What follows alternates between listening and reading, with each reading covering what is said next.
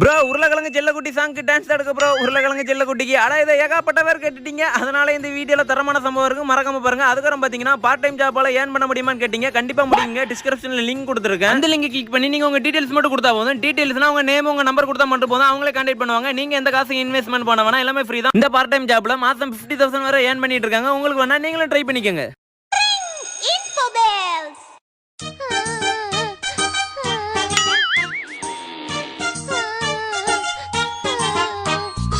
உருளைக்கிழங்கு செல்லக்குட்டி எங்க போச்சு?